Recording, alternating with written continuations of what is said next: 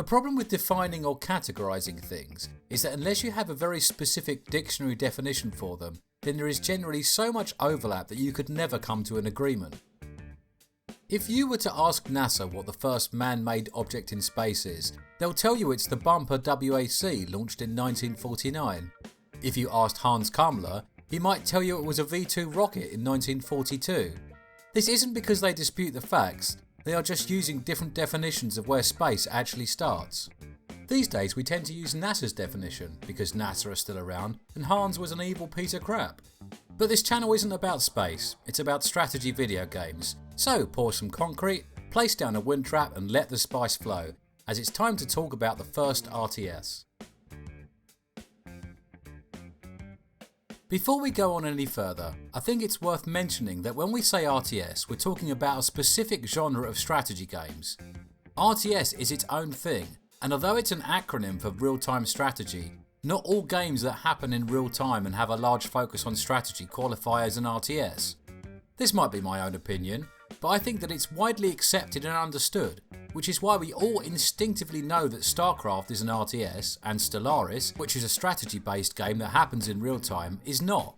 Think of it like the term JRPG, a specific type of role-playing game that is characterised by predetermined story and characters with a focus on narrative and story. JRPG might be an acronym for Japanese role-playing game, but not all role-playing games made in Japan are JRPGs. If you've got no idea what a JRPG is, then consider the humble BLT. If you see BLT on a cafe menu, you will expect a sandwich filled with slices of bacon, tomato and some lettuce leaves. Not everything that contains bacon, lettuce and tomato is a BLT, the same way that not every strategy game that plays out in real time is an RTS. Anyway, on with our journey.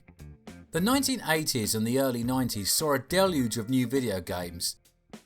Although video games had been around a little while longer, they've really exploded when you could play Space Invaders on the Atari 2600 on your own television and continued to expand when personal computers entered the home.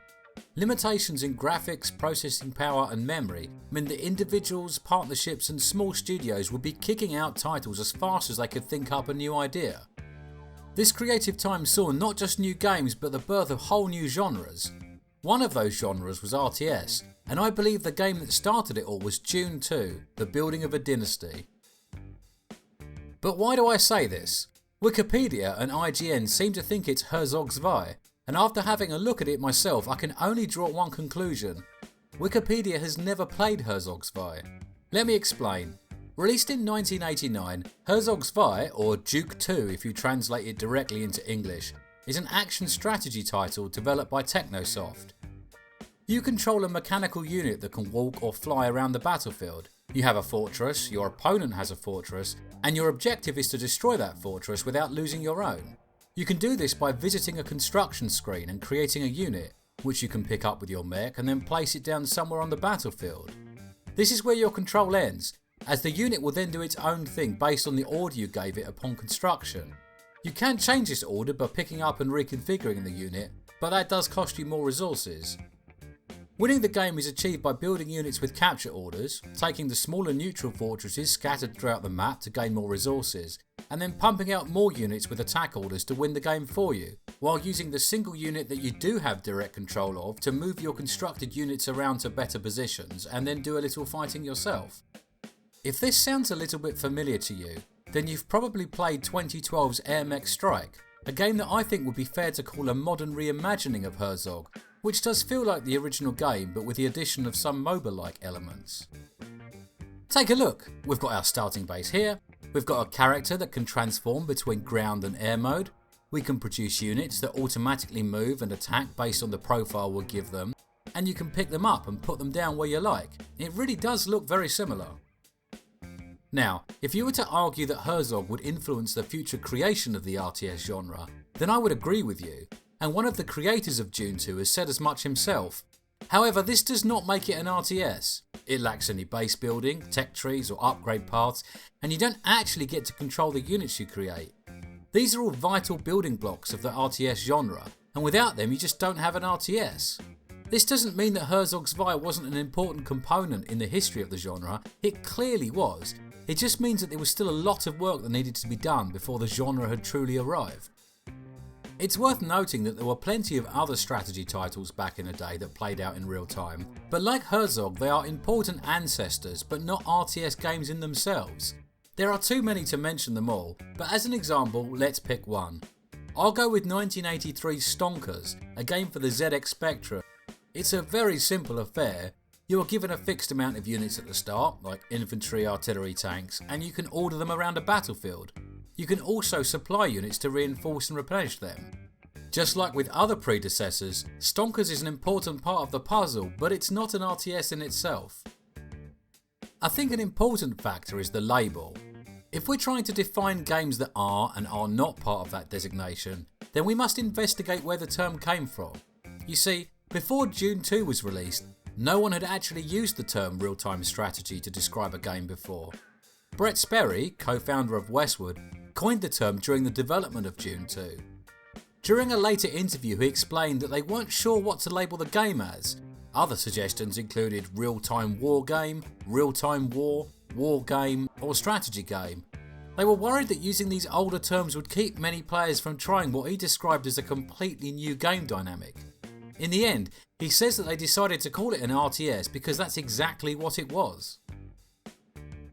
You see, there is another component of RTS that a lot of people overlook, and that's the interface. And I think this is because we're so far removed from 1992 that we've forgotten how we used to control a computer. You see, in the very early 90s, it was black screens with a command prompt and a flashing cursor. Windows 1 and 2 existed, but they weren't very popular, and it wasn't until the release of Windows 3.1, long after Dune II went into development, that home PC users started to get to grips with things like using a mouse pointer to control an interface. Apple is credited for the invention of this technology, and in the same interview that we mentioned earlier, Brett actually describes that Mac OS was actually one of the key inspirations for Dune II.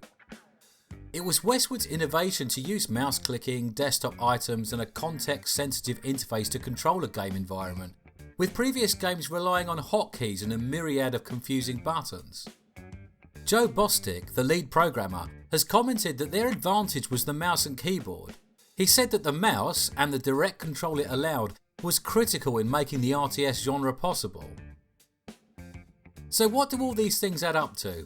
Well, as far as I can tell, a true RTS game is a strategy war game that plays out in real time, where you can build a base, gather resources, create units, and then directly control those units in an attempt to destroy an opponent that is doing the same.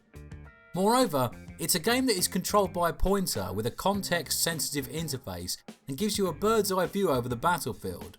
This means that Dune II truly is the first RTS game, and if you placed someone who has only ever played more modern RTS titles in front of Dune II, they would quickly be able to figure out how the game worked without any external instruction. I think the next best thing we can do is to take a look at Dune II and explore the game. And if you are familiar with more modern RTS games, then you'll immediately be able to see why it really is the great grandfather of all the titles that you know and love. Firstly, let's get the obvious question out of the way. Why the hell is it called Dune II, and where's Dune? Well, to cut a long story short, Virgin Interactive acquired the rights to make the video games of Dune, and started out with an adventure game. During development, they thought they were going to cancel the game, and approached Westwood Associates about making a resource-based strategy game instead.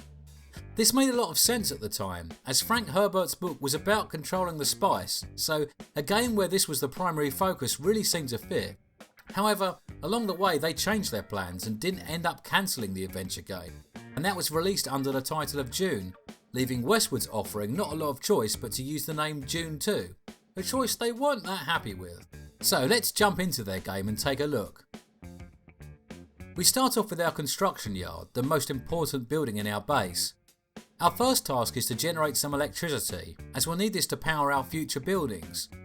To accomplish this, we need to first create some concrete foundations, which probably made sense at the time, but thankfully is a feature that didn't make it into future games.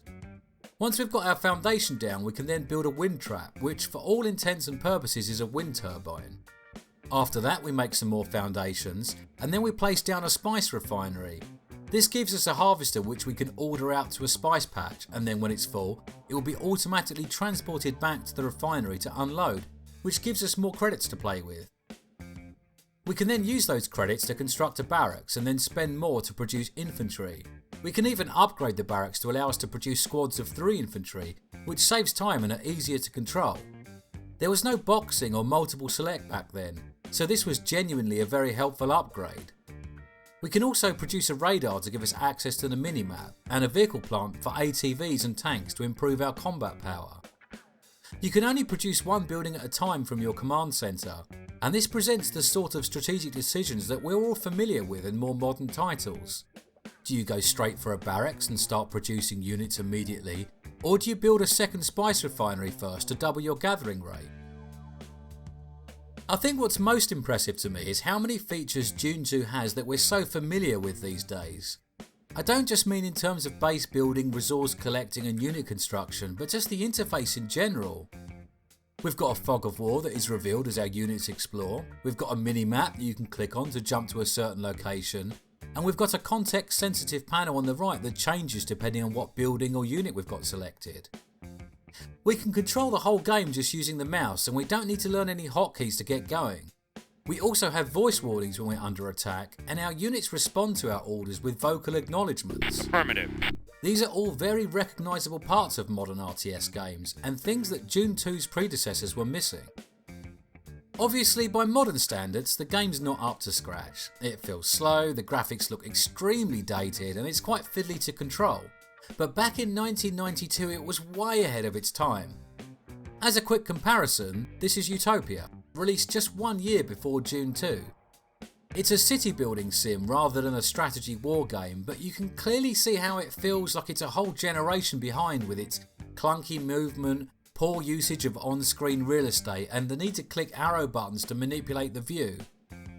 It's quite hard to quantify, but there was something about the pace, immersion and level of control that Dune II provided that really made it stand out. And stand out it did. Dune II was not just an important part of the RTS story, it was a commercial success, and one that would put Westwood Studios in a position to be a major player for the next decade. They would go on to release around 25 other titles, including the Command & Conquer and Red Alert series, 2 franchises that would forever cement them as one of the most important studios in gaming history. By the time they were purchased by EA, it was estimated that Westwood had a 6% share in the entire PC gaming market. Not every game that Westwood created was a hit, but they were inventive, bold and brave, and they knew that you couldn't create innovative and exciting new titles without risking failure. Unfortunately, EA wanted safe, guaranteed bets they could easily market, and like many others, Westwood would be liquidated by EA and their staff moved to other departments or laid off.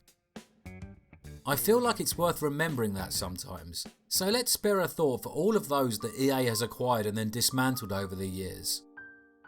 We'll never get to see what another Westwood Command & Conquer game might have looked like, nor another Populous or Dungeon Keeper from Bullfrog. Origin Systems will never birth another Ultima Online, and Pandemic will never get to do another Battlefront. Black Box no longer have a need for the speed that they created, and DreamWorks can only have nightmares about what happened to Medal of Honor. Mythic's Camelot truly entered its dark age, and Maxis will never again get to simulate another city.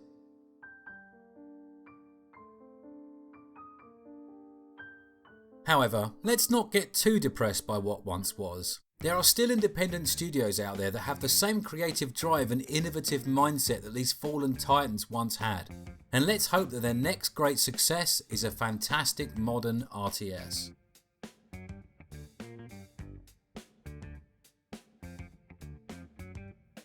Hi, I'm Calivan. I hope you were entertained by this little look back at the game which birthed the genre, and if you've got anything to add then please leave me a comment. If you enjoyed this video, I would also appreciate a like, and if you want more like this in the future, just click the subscribe button.